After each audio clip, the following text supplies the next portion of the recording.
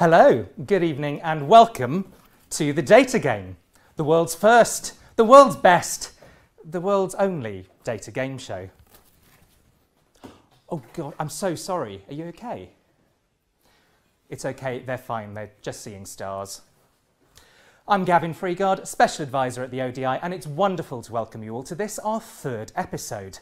They said we'd never make it beyond one. They probably should have been listened to. But here we are, 3 episodes in 1 year, as many as the UK has had Prime Ministers. I'll leave you to decide which is the more painful. For those of you new to the Data Game, welcome. Over the next 30 minutes, you'll be treated, if that is the right word, to some epic battles between our contestants and you, the audience, between me and the technology, and between the ODI's legal team and representatives of the various classic British game shows that we are in no way, shape or form shamelessly ripping off. For those of you returning to the Data Game, welcome back. You really do only have yourselves to blame. We are the penultimate event of this year's ODI Summit, nearly the peak, almost the headline act, a few feet short of the summit, which means we're after the watershed here in the UK, so I can use some rude words. Blockchain, data trusts. Data is the new oil. I'm not swearing, but you might be. Let's meet tonight's victims. First, we have Kirsty. Kirsty, who are you, where are you from, and what have you got to do with data?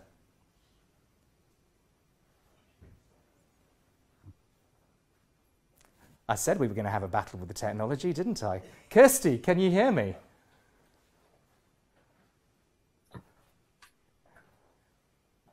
Can you hear me now? Yep.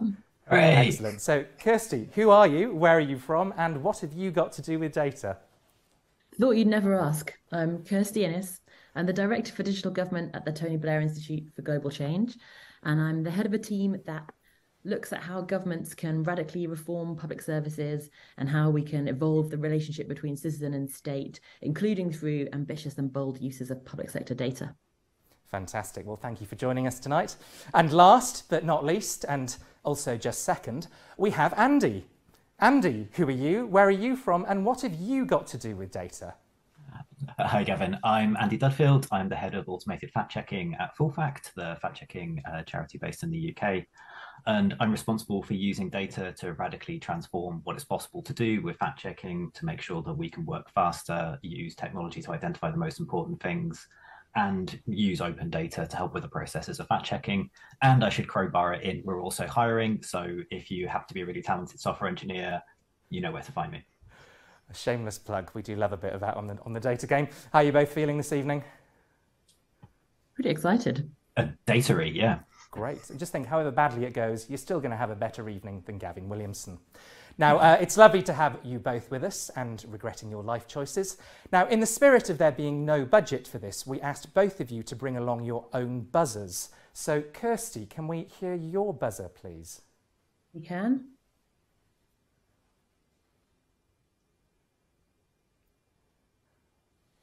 I'm not sure we could hear that, but thank you very much. Andy? I've gone very much route 1 with this. Well, we definitely heard that. We don't actually have a buzz around tonight, but that was lovely. So let's start, for a change, with round 1, the numbers game. How people feel about data and how it is used is critical to making data work for everyone. So this is where we test your knowledge of what you think the public thinks about data, or your blind luck in guessing wildly. Audience, you're playing this one too. I'm going to ask you all 5 multiple choice questions based on public attitudes towards data. You'll all have around 20 seconds to answer once I've read the question and the 4 possible answers. You'll see the final 5 seconds on our very sophisticated digital timer. Our contestants have very high-tech pen and paper. You, our audience, can vote on Hopin. Now, our contestants will, of course, be competing against one another. If both of them get the question right, they get 1 point each.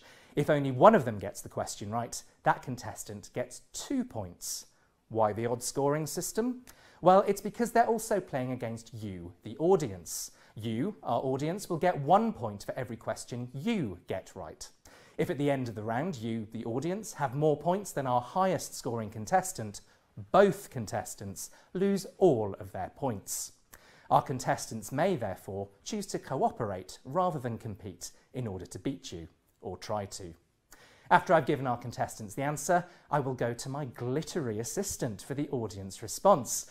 I would say that's to add a touch of class or heighten the drama. It's actually because we're on a 15-second delay. But I am delighted nonetheless to be assisted this evening by a distinguished journalist with great experience in reporting from strange and dangerous environments. Perfect preparation for tonight.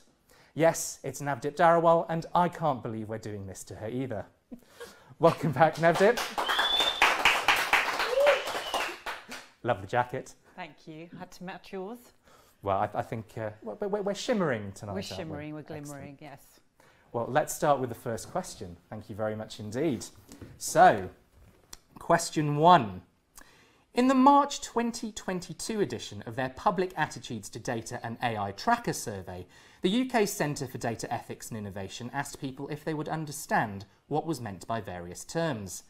95% said they understood apps, 84% internet cookies, 63% algorithms, and 28% deep fakes. But what percentage of people said they understood what neural turbines were, even though that was a fake term designed to gauge respondents' overconfidence? Was it A, 5%, B, 10%, C, 15%, or D, 20%? Your time starts now. That's a great question. What do you reckon, Kirsty? Well, I was going to go lowball, but the amount of people that thought they understood what an algorithm was has made me reassess. I'm gonna go C. So let's see what you've both gone for. Oh, you've gone different. So Kirsty's gone 5% and Andy's gone 15%. One of you is right. This doesn't happen very often on the data game. The correct answer is C, 15%. So that's 1 point. That's 2 points for Andy. Wonderfully, CDI published a demographic breakdown so we can tell which groups were even more confident in their knowledge of a made-up technology than others. Those groups include the under 44s, people from London, people with high digital use and confidence, and of course, men. Navdeep, how did the audience get on with that question? The audience suggested that the answer was, in fact, I'm going to get it in a moment, it's they got it right. They got it right as well. So that's 2 to Andy, 1 to the audience, and yet to get off the mark, Kirsty. But there are 4 more questions yet. I'm sure it'll be fine. Let's move on to question 2. So, the latest CDI Public Attitude Survey was published just last week, asking many of the same questions to track changes in attitudes. Respondents were asked to describe stories about data they remembered seeing in the news and whether they were mainly positive, negative, or neutral. In the March 2022 survey, 37% of respondents said the news stories about data they could recall were mainly negative, 37%. What was that figure in the November 2022 survey? Was it A, 29%, B, 37%, C, 45%, or D, 53%? Your time starts now.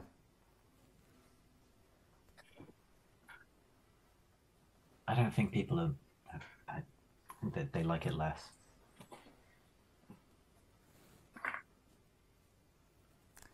Five. Let's see your answers, team. Oh, so we've got a split decision again. Again, one of you has got it right. And again, the one of you that has got it right is Andy. The correct answer is D, 53%. So that's another 2 points.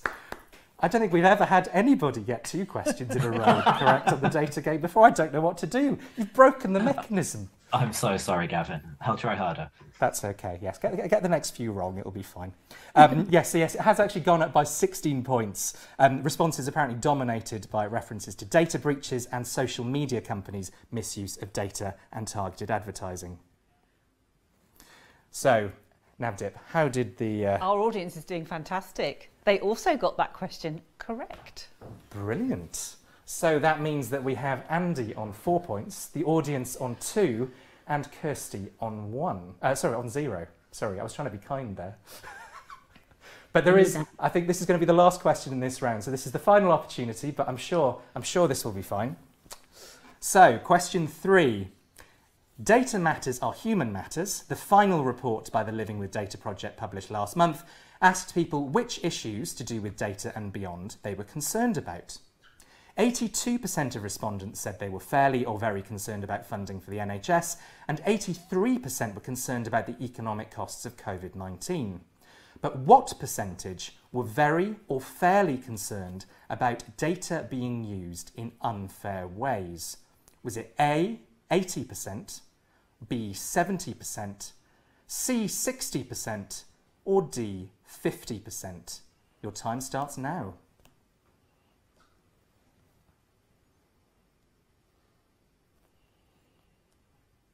I'm thinking go big.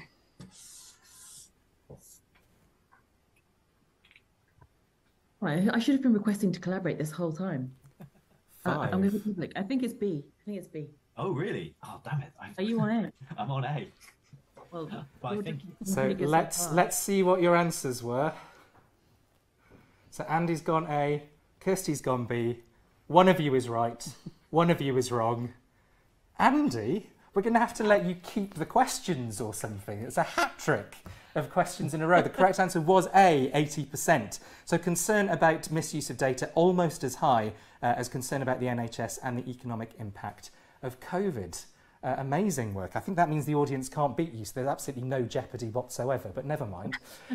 Before I go to Navdeep to see how the audience did, Kirsty, what was surprising about those numbers? I mean, clearly all of them were quite surprising for you. Well, they were all surprising to me. The confidence of people in their understanding of those terms was impressive to me, and definitely that last stat about levels of concern about data being used in unfair ways, nearly on a par with economic impact of COVID. I mean, that, especially unless there was any context to that question that we don't know about, that feels like a very broad-based worry to have, compared to what's been the impact of COVID. Indeed, I think it was 76% of people were concerned about their data being sold for profit as well, so actually quite consistent within that survey as well. And Andy, what surprised you about all of that? I think it's the confidence one just really stands out. Again, the kind of like digital media literacy thing, it isn't the magic solution, but it just clearly shows. I think there is space to get better and better at that because, yeah, people believing made up terms is pretty concerning. Mm. Great, thank you both. Navdeep, how did the audience do there? Well, I think they might have got the Kirsty curse because our audience got it wrong. Oh dear. Well, I think I've been told that there's enough time for another question, so we are going to squeeze one more in. There's a chance for Kirsty and the audience to redeem themselves and for Andy to lose his golden sheen. So, question 4. According to Ipsos Mori's Global Trends report, back in 2013, 19% of respondents in France agreed with the statement, "People worry too much about their privacy online. I'm not concerned about what companies or the government know about me." 19%. What percentage agreed with that statement in 2021? A, 10%, B, 19%, C, 33%, or D, 40%? Time starts now.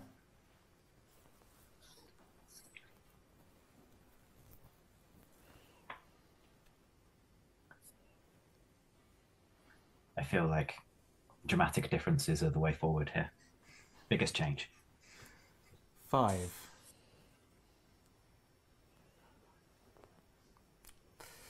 Let's see your answers. What have you gone for? So Kirsty's gone for A, 10%, which I'm sorry to say is wrong.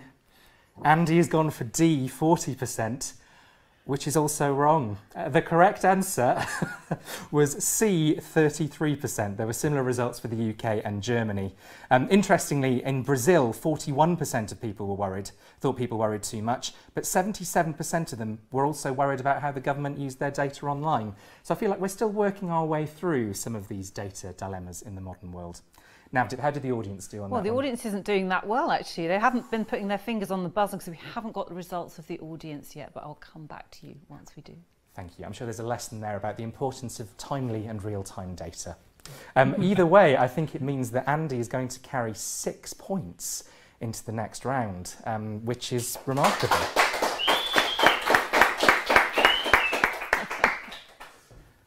Thank you very much. So, on to round 2. Yes, if one round wasn't already more than enough, it's time for a second, making its data game debut. Yes, it's Play Your Dates Right. Whoa. It's nice to be playing this round with you, Nice. I'm glad somebody's awake. This year's summit celebrates 10 years of the Open Data Institute, the data decade, so we thought we'd embrace the theme. This round has more dates than I've ever got from Tinder, but no doubt accompanied by similar levels of disappointment, regret and self-loathing. I'm going to alternate between our contestants and give them, and you, the audience, you're also playing, an important event in the development of open data. That contestant then has to tell me whether that event is older or newer than the previous event that came up. In a bid to make it vaguely exciting, they'll only have 10 seconds to answer. If they get it right, they get a point. But if they get it wrong, well, you, the audience, are also going to be playing. If the contestant gets the question wrong but you get it right, that contestant is frozen and won't get any more questions. All the remaining ones will go to the other player. The only way they can come back is if that player then squanders their advantage and gets a question wrong that you, the audience, gets right. So Andy is going to go first this time. Now, Andy, obviously we need to give you a starting date, and I'm sure you'll be stunned to hear that that is going to be the Open Data Institute being founded, and that year is 2012. So the event I'm about to give you, is it older or newer than 2012? You're only going to have 10 seconds, and that event is the first Open Government Partnership Summit. 10 seconds. Older or newer than 2012? That is a very good question. I am going to go older. You're going to say older. So you think it was before 2012? Mm-hmm. Your golden touch has deserted you. It was 2013, so it's newer. You are now frozen until Kirsty... Well, actually, you're frozen if the audience has got that right. I think we're waiting with bated breath to see how the audience voted on that. So chat amongst yourselves for a few minutes and we'll see what happens. we are still waiting for the audience to respond. So do you want to come back to that later? We'll come back to that shortly. We can, of course, go to the next question with Kirsty. So 2013 is your starting point on this one, Kirsty. Question is, older or newer, the launch of the first ever Open Data Day. Older or newer than 2013? You have 10 seconds.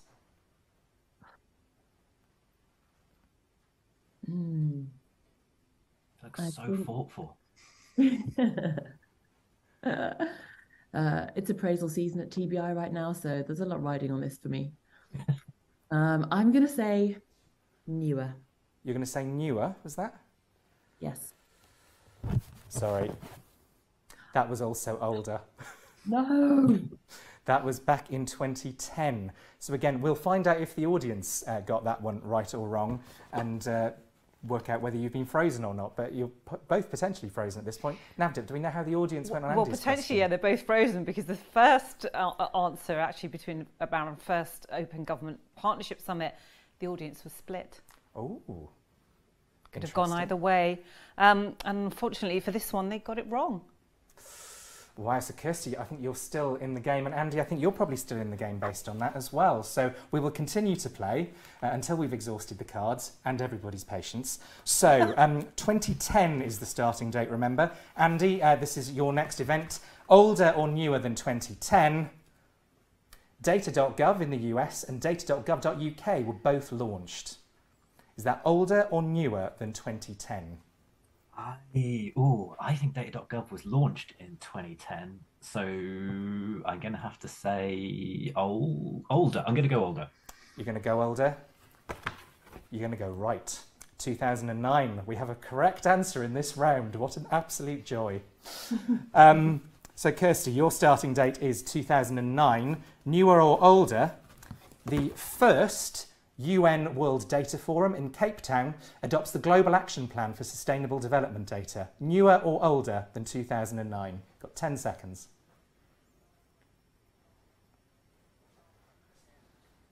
I think newer. You think newer? You would be correct. Yes. So actually that is going to be the end of the round, and it means that Kirsty, you got 1 point, Andy, you got 1 point. So that leaves Andy with a total of 7, I think, going back to the first round. Kirsty with 1, and it means that the points on offer in the next round are going to be exactly 7 points to make sure that it's crucial, and Kirsty can, of course, catch Andy. I'm going to give you one final one just between the two of you very, very quickly. So obviously the last date there we had, I think, was 2017. But let's take the year 2003, when the EU rolled out its first open data directive. 2003, older or newer, Bristol makes its civic archive available for public consideration. What sort of year do you think that might be compared to 2003? It doesn't say digital civic archive there. No, it seems thrillingly specific, doesn't it? So I feel like that happened further back. That's an older thing. That's my thinking. You think it's a trick question? So you're going older? Yeah. Mm-hmm. Yeah. You were correct. It was 1381. So open information has been around for a lot longer than we might sometimes think. Peak Gavin question. Absolutely. Excellent. Thank you very much. So we limp limply to the final round, and an old data game favourite. Only 60 seconds. How we talk to people about data really matters. The metaphors we use really matter. Taking that old classic, data is the new oil, as a starting point, I'm going to give each of our contestants a word in the format data is the new X. For example, in previous episodes, we've had contestants argue that data is the new gardening and the new music, and that AI is the new poetry and the new astrology. They must then spend only 60 seconds, just a minute, exploring why that metaphor is the best imaginable one for talking about data. You, our audience, will get to award them points on how good you thought they were, and of course there's 7 available, so whoever wins this round wins. I don't make the rules. Well, yeah, you do, clearly. Kirsty, you're first this time.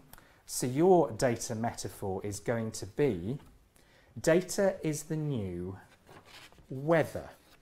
Data is the new weather. Take a few moments and your 60 seconds will start in 5, 4, 3, 2, 1. Well, data is incontrovertibly, unquestionably, and absolutely the new weather because it's all around us.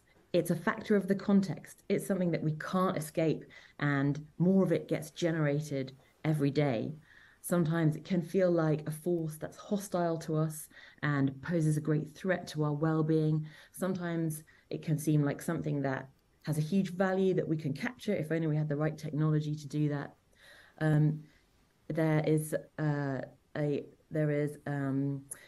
It really is most interesting to talk about when it's big. It's something that is a huge preoccupation for the Brits, amongst other people. And of course, what matters is how you respond to it. Not only what is there, but the tools that you take to it and the attitude that you take to it. I suppose another reason why is that the quality of it is not everything that we would always hope. 1 minute, perfect, bang on time, and very well done. Astonishingly good. So Andy, no pressure on this one, but it's your turn.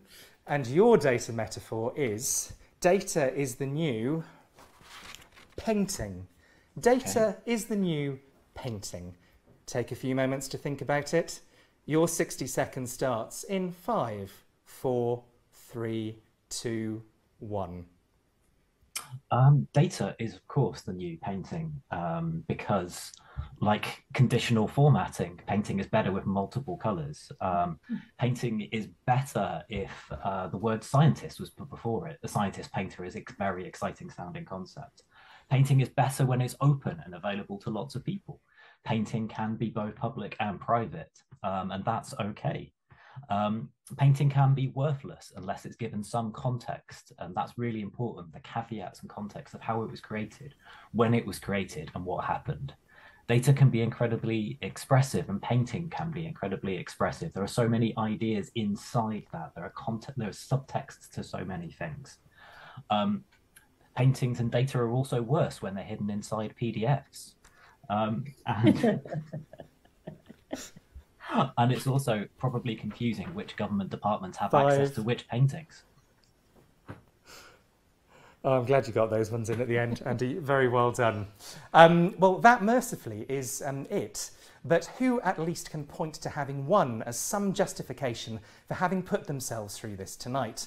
Well, in a desperate attempt to build some suspense before the big reveal and to give us time to calculate the scores, I'm first going to ask our contestants very quickly what they found most interesting this evening, or whether they think they should have just sacked this off and gone down the pub instead. So, Kirsty, in a couple of sentences, what did you learn tonight? I learned that the French are more sanguine about the uses of their data than I would ever have expected, or more of the French are more sanguine about it than I would ever have expected. And I certainly learned that painting and the arts are a good metaphor for data. I think Andy's presentation was super convincing on that, and I think I might do a PowerPoint on that to my team in the next month or so. Excellent. And how about you, Andy? A couple of sentences. What did you take away from this evening? Yeah, I think people's views on data are perhaps more extreme than I was expecting. Trying to pick the most ridiculous number for some of these things turned out to be the accurate number. And I think never having preconceptions about people's understandings of data is really important. And also I've learned that Kirsty can definitely blag when it comes to metaphors as well, which is extraordinarily impressive. Fantastic. And Navdeep, what about you? I think they were just both brilliant candidates, and I love the way that they could sort of visualize everything with the new descriptions, and I hope we can take them away as part of the ODI Summit. Excellent. Well, now is the moment we've all been waiting for. No, not the actual end, but the result. Tonight's winner and the recipient of nothing but a warm feeling inside, if that is...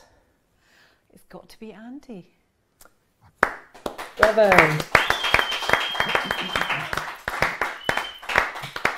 The highest moment of my career. Congratulations, Andy. How do you feel? I mean, ecstatic. It's everything I could have ever wanted and more. Fantastic. We can see that on your face as well. Commiserations, Kirsty. You've also been a fantastic contestant. Thanks for having me. I'll be back next season. Fantastic. A big thank you to both of you and to Navdeep as well. And of course to all of you for enduring episode 3 of The Data Game. I hope you got something approximating enlightenment or entertainment out of this evening. Apologies if not. Refunds are not available. Your statutory rights are not affected. Thank you all for playing The Data Game. That's it from me for another episode. Good night.